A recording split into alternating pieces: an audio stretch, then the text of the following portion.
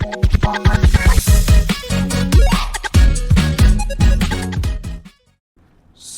hello everyone, welcome to our channel Abhi Spires and I know that you all are hustling a lot और आप बहुत ही ज़्यादा मेहनत कर रहे होंगे, आशा करता हूँ कर रहे होंगे बिकॉज यू आर अबे एस्पायरेंस।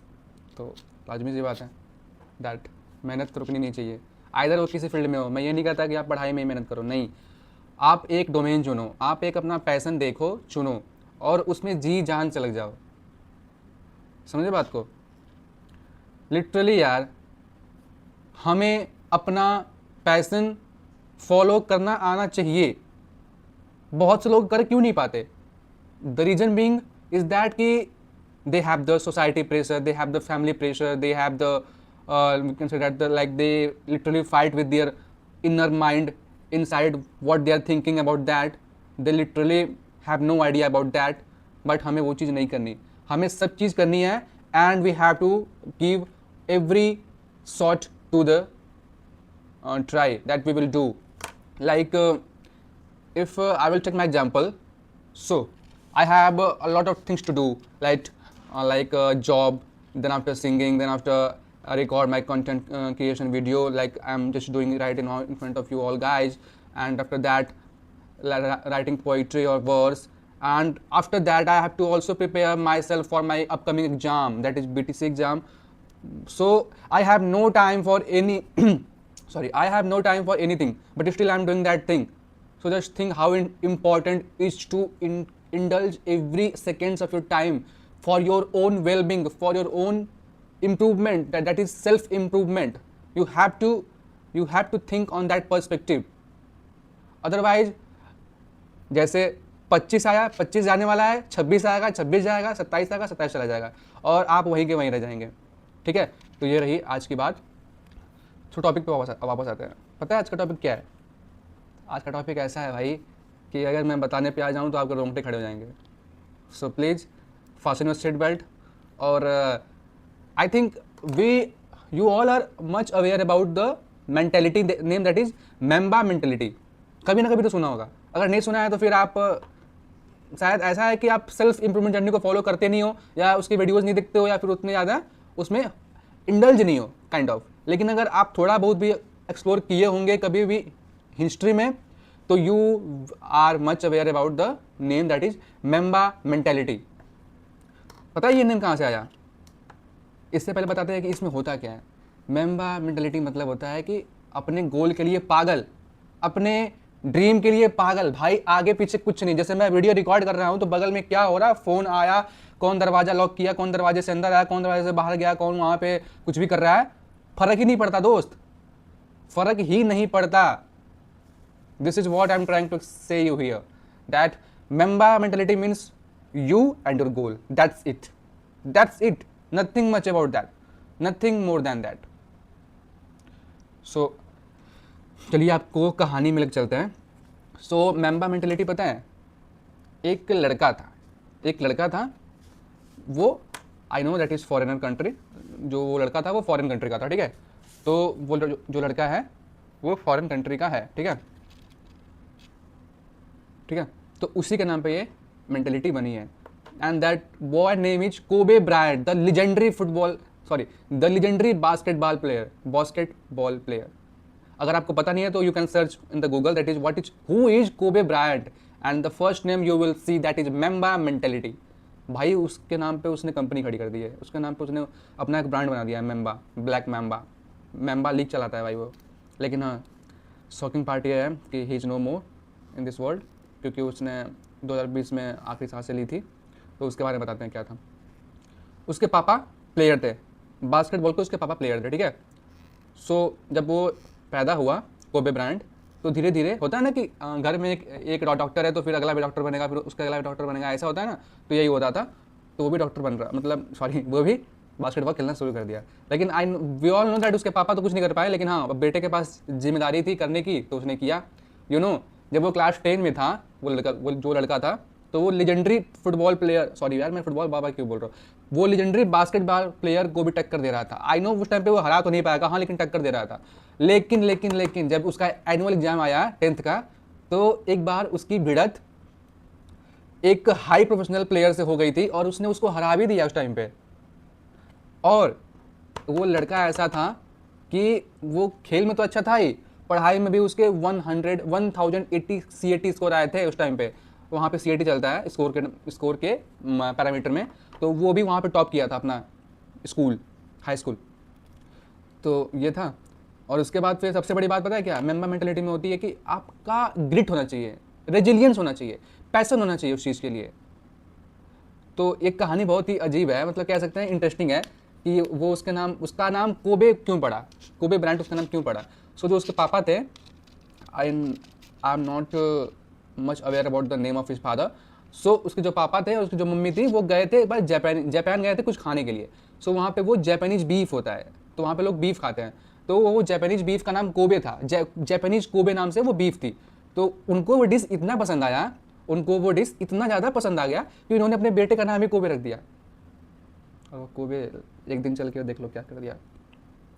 वो कोबे आगे चल के भाई, मैं आपको बताऊंगा कहानी ना, तो समझोगे कि भाई वो क्या चीज़ था, भाई क्या चीज़ था। इसलिए बोलते हैं कि ज़िंदगी बड़ी नहीं, अच्छी होनी चाहिए, लंबी होनी चाहिए।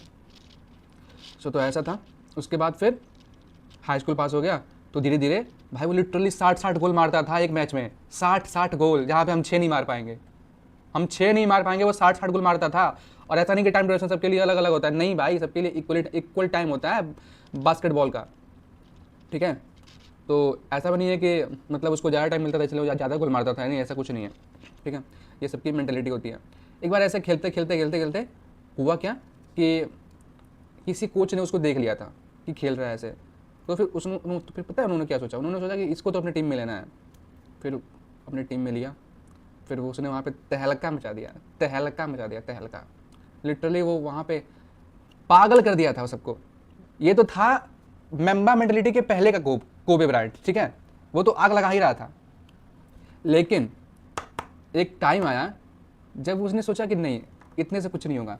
भाई वो लिटरली आग लगा रहा था, फिर भी उसने ये चीज़ बोली, नहीं इतने से कुछ भी नहीं होगा, इतने से कुछ भी नहीं होने का।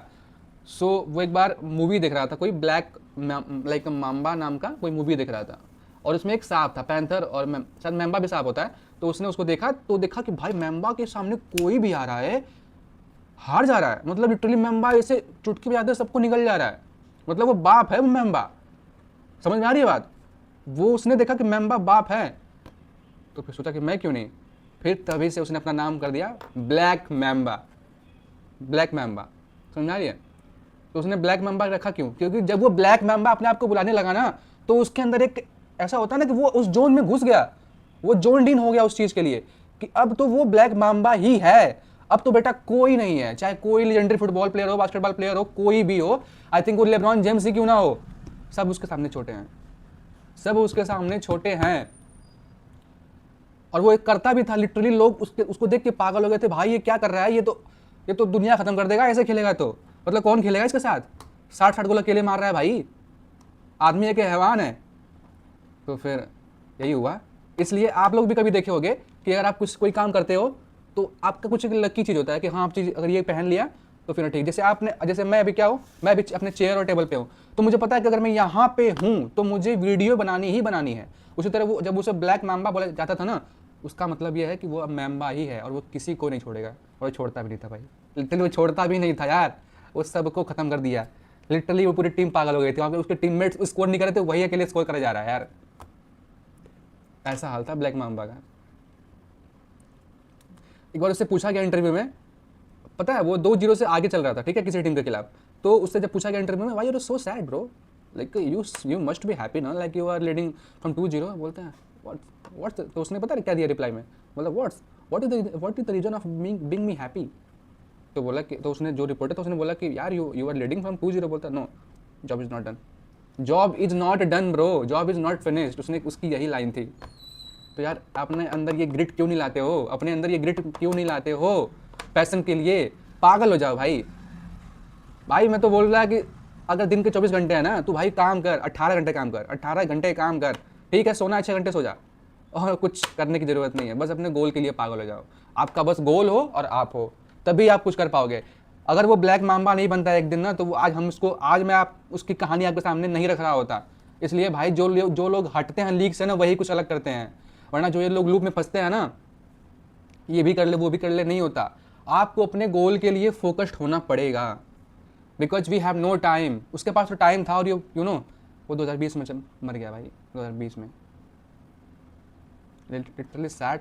और आई थिंक उसने करीबन 42 ईयर्स उसने बस अपनी लाइफ वहाँ पे स्पेंड करी धरती पे, लिटरली। और ऐसा नहीं है भाई कि बस वो म्यूजिक में, सॉरी, बस वो उसमें था, बास्केटबॉल में था भाई, लिटरली बता रहा हूँ कि उसकी जो पर्सनल लाइफ थी वो भी बहुत अच्छी थी।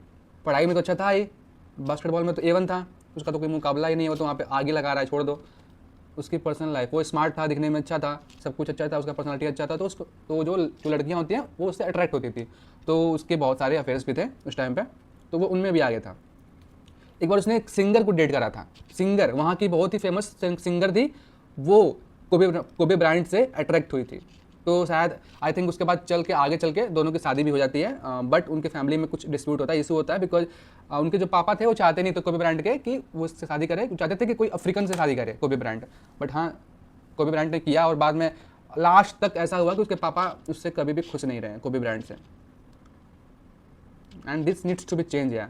Like they must have their own opinions about what they do and what they not want to do in their life, because life तो उनको जीनी है ना, फिर क्यों। और सोचो कि एक लेजेंडरी बास्केटबॉल प्लेयर के पापा ऐसे सोच रहे हैं, और हम और आप क्या हैं। और दूसरी चीज़ है कि वो तो हो गया, तो ये 3 चीज़। उसके बाद पता है क्या हुआ था, एक बार इसको आर्किलीज हो गया था। आर्किलीज मतलब होता है कि नी पेन, या फिर होता है क्या होता है, घुटने में, एंकल में उसको चोट लग गई थी। तो उसने 2013 और 14 का सीज़न पूरा मिस किया था। उसके बाद जब वो आया तो वापस से उतना कमबैक टाइप नहीं कर पाया। ऑब्वियसली बात है यार, चलने में आपका हर एक मूवमेंट में आपका ankle most important role play करता है, तो आपको उसको ठीक करना चाहिए, आपको बॉडी पार्ट्स सब अच्छे से ठीक करके चलने चाहिए। लेकिन ये हुआ कि कोबे ब्रायंट के साथ कि उसका एंकल ट्विस्ट हो गया, फिर बहुत टाइम लग गया उसको रिकवर करने में, तो नहीं हुआ। लेकिन देखो, गॉड्स हैव अदर प्लान्स। क्या हुआ कि वो मतलब लिटरली जैसे कह सकते हैं ना कि बेचारा फ्लॉप हो गया था 15-16 वाले सीजन में।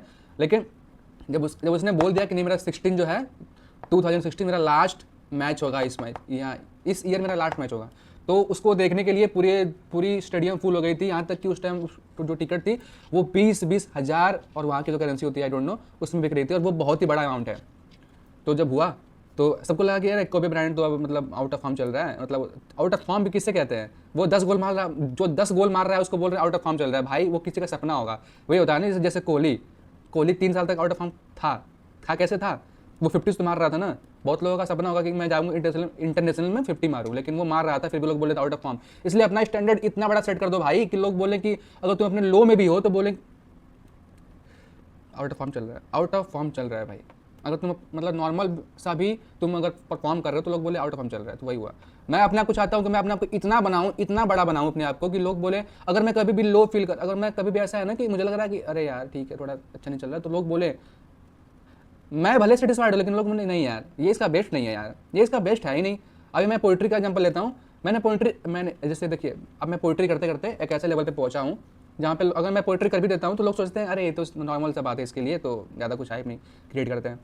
सो पहले था कि हम लोग मतलब हाइप क्रिएट करते थे, अरे वाह वाह वाह क्लैपिंग करते थे, लेकिन अब तो ऐसा हो गया अरे अभिषेक है तो कर दे, मतलब ये तो अभिषेक के लिए है, बोल ही देगा अभिषेक ऐसा। तो यही होता है, अपना एक स्टैंडर्ड सेट करो और भाई मेहनत करो, बस मेहनत करो। 4-5 साल दे दे, मैं अपना को 4 साल दे रहा हूँ, 4 साल मेरे पास है, 4 साल में अभी स्पायर्स कहाँ रहेगा, अभी वॉक्स कहाँ रहेगा। हाँ, अगर जो और सुन रहा है, वो जो मेरा पहले चैनल था अभी ट्यून्स, वो हट के अभी वॉक्स हो गया है, और अभी वर्ष कहाँ रहेगा वो आप और हम बताएंगे, और हम साथ में ही काम करेंगे भाई, काम करेंगे साथ में ही।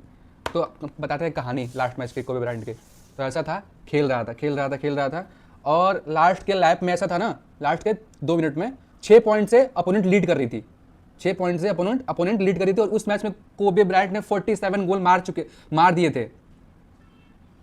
47 गोल कोबे ब्रायंट उस मैच में मार चुका था।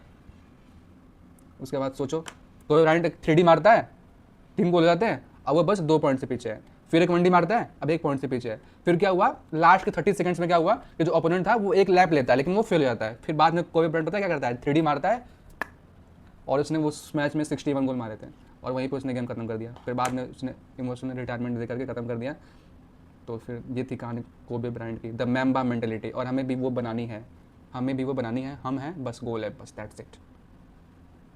जब ज़्यादा सोचना नहीं है, बस आप हो और आपका गोल है, तभी आप गोल पा पाओगे, वरना फिर नहीं पा पाओगे भाई, नहीं पा पाओगे। टाइम बहुत कम है यार, we have to respect that time. So इसी के साथ वीडियो में इतना रखते हैं। Till then keep learning, keep hustling, keep exploring, और हैप्पी रिटायरमेंट कोबे ब्रांड बोल के इस वीडियो को द एंड करते हैं, इस वीडियो को द एंड करते हैं। सो ये थी कोबे ब्रांड की स्टोरी। अच्छी लगी तो लाइक कर दीजिएगा, अच्छा लगा तो सब्सक्राइब कर दीजिएगा, और प्लीज़ कमेंट कर दीजिएगा कि आगे आपके कौन से टॉपिक चाहिए, मैं तो वहीं बनाने के लिए। ठीक है, मिलते हैं, बाय बाय। और वो 42 ईयर्स की एज में दुनिया को अलविदा बोल दिया।